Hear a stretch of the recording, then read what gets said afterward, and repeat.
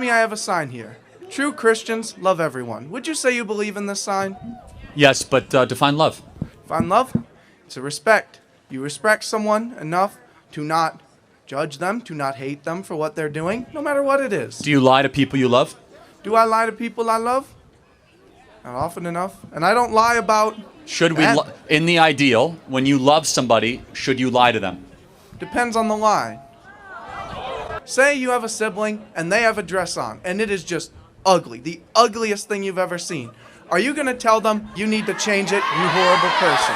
Yes. In fact, I'll do it in a way that is filled with love, but I love my sister so much that if I feel if she's going to leave the house and be made fun of, I won't let her do that, because that's what love is all about. You see, love is not... Are you going to make her feel ugly saying that? Well, no, in fact... How would you say it to make them not feel ugly? I would say, listen, I care a lot about you. I think that maybe you should change that outfit, or let's see what other outfits you might have. What if she's like, no, I spent a lot on this, I'm really proud, I think this looks great. Are you going to say that what she thinks look great doesn't look great to you? I would say, look, you can obviously wear whatever you want, but I want to caution you that if you wear that dress out in public, it might not be received the way you think it would be received. I would be remiss not to say that if I actually loved my sister. I'd be remiss, because love is not affirmation. Love is not confirmation. Love is making sure that you care so much about the other that you're willing to challenge and point out flaws when you see them and have the courage to articulate it. That's what love is. With me, I have a sign here. With me, I have a sign here. Well, this is why your faith is the most important thing. Because for those of us that are Christians, it doesn't drive you crazy. You actually see what's going on, which is that we do not wrestle against flesh and blood, but against principalities and darkness and spirits, that there's a spiritual war here. And you're right, Tucker. I find people in this space that are not anchored to faith, anchored to Jesus, they do lose their mind. Because there is no rational or reasonable explanation for what the country is doing to itself or what we are experiencing. But if you then see and you know that there is a God and we are not him, that there is an entire dimension of angels and demons and spirits that are constantly struggling around us, and that there is a supernatural dimension, as you mentioned, all of a sudden, that does then make sense. It makes no sense whatsoever to keep your marijuana dispensaries open and your alcohol shops open, but the church non-essential. We know that our God is a God of order and distinction. What is the first thing that God did? In the Hebrew scriptures it says, well, and also our scripture in the original Genesis, Bereshit, which is in the beginning God created the heavens and the earth, and then he separated and he made sense, he made order out of chaos. Our God is a God of order, and order only comes with distinctions, and distinctions are necessary. Think about all the distinctions that God set up in the first 6 books of Genesis that are currently under attack. The distinction between male and female. The distinction between man and nature. The distinction between the holy and the profane.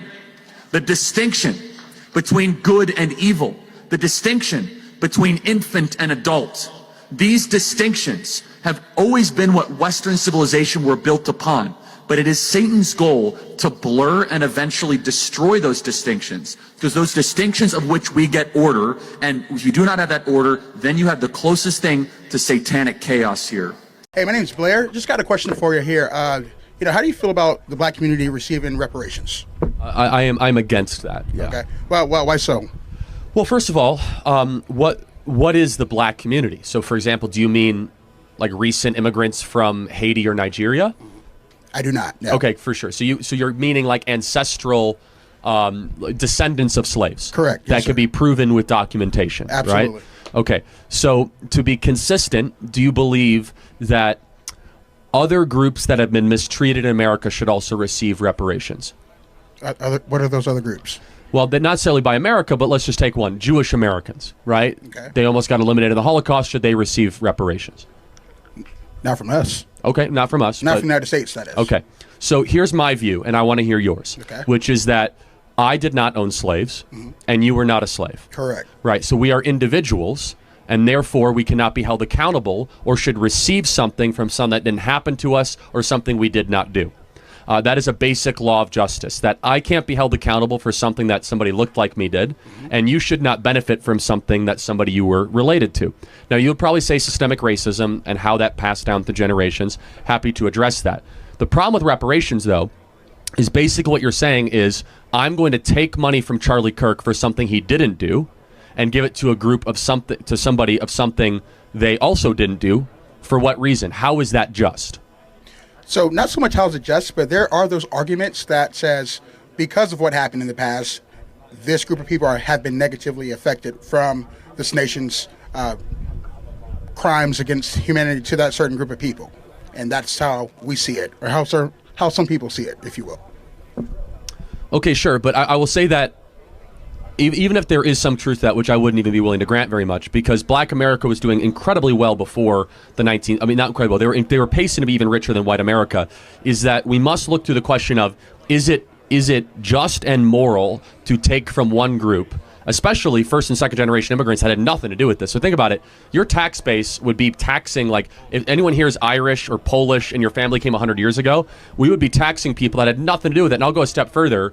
My family fought on the Union side of the Civil War, right? So you're going to be taxing Charlie Kirk, whose descendants fought to free the slaves, to go give money to people that were descended, from slaves. So what is a way that we could try to help all communities? Here's maybe we can find some common ground, right? Sure, instead of reparations. Sure. Is that we need to break the cartel of public sector teacher unions, allow school choice to occur, and make it easier for people of all backgrounds, but specifically Hispanic and Black individuals and young kids, to have a quality education, because a good education in K through 12 is one of the most assured ways that they'll be able to succeed later in life. Secondly, we need to put fathers back in the home. Yeah, I agree with that. And that's 70% of Black kids are raised without a stable father in this in the country. So if we can find common ground on that, I think that would go a lot further than just giving cash for people that happen to be related to something evil that happened a little while ago. So I am a second-year master's student in student affairs, and I see you got an anti-DEI shirt on, so this is about to get good. I personally believe in DEI. I think that actually helps with creating inclusivity within PWIs and predominantly white institutions. And I also believe that, not go to FSU, that's where I go at. But I also believe that this is the reason why I wanted to get into student affairs, because I believe that with the DEI being present within our campuses, we actually are able to build inclusivity for students who are first gen, for minoritized students, for veteran students who are coming onto these campuses and actually being able to feel like they have somewhere for them on campus. As well, I understand the counter argument, but I'm gonna let you go first. I'm sorry. Well, instead of debating DEI, why don't you define it further so we can make sure we're talking about the same thing? Got you. So diversity, equity, and inclusion. I know what that means. Okay, my fault. I would say DEI stands for didn't earn it, but that's a separate issue. Ooh, didn't earn it. You been working on that? Type. So yes, a lot of people think that, and in that regards, which is a counter argument to it. But I honestly believe that the fact that you got to this point where you was already unrepresented on these campuses already shows that you did actually earn to get those fundings, did actually earn to get that exclusivity tailored to you. Because the fact that you even made it to the campus where a lot of people in disproportionate communities don't make it a lot out of, at least you can have is a place on campus where you feel included at. That would be my argument. Yeah, so I don't know what DEI looks like on this campus. So I can't speak to that. Let's try to find some common ground. Okay. Do you think people should be hired based on their race or their competency? I don't think that. I think they should be race. Which one? My fault. Sorry. My fault. I think that they should be hired based off their competency, not their race. We totally agree, right? Okay. So what DEI does in practice, not in theory, is it focuses on race more than competency. And Okay. that is our concern.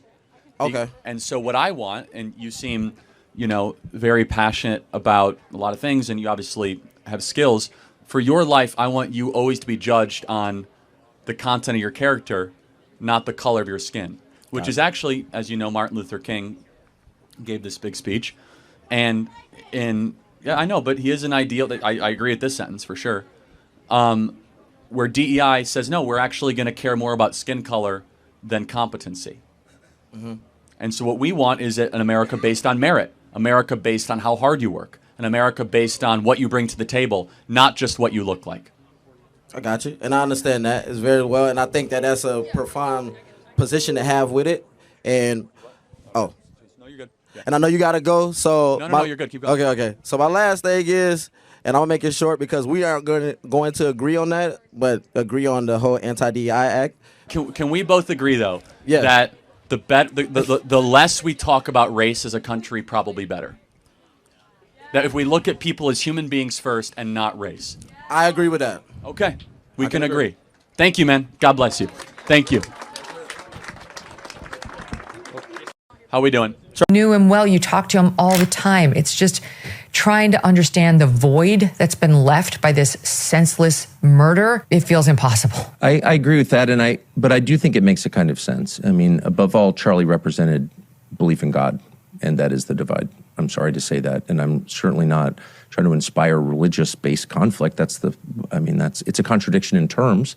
Read Luke 6. I mean, Jesus does not endorse violence. Honestly, even in self-defense, he says. So, people can grapple with that as they will, but that's what it says. And so I am totally opposed to violence, but that is the dividing line. It's not left or right, Republican, Democrat, trans, straight, or whatever. There's an effort to recast this as a different kind of contest between worldviews. The dividing line is, do you think God exists or do you think you are God? And it's that simple. It has always been that simple. It will never change. And I think our souls are at stake. I really, really believe that. I think Jesus is the only answer. Sorry. That is in some ways a very triggering thing to say, and which tells you right there. Too bad. It's true. Well, it's true. And I'm not saying that to provoke. I'm saying that because I believe it. And it is the only answer because you can see exactly where this goes. And so, the one religion in the world that stands up and says no, and then is hated for it, that tells you this is a spiritual war, and that's the only way out. You knew him well. You talked to him all the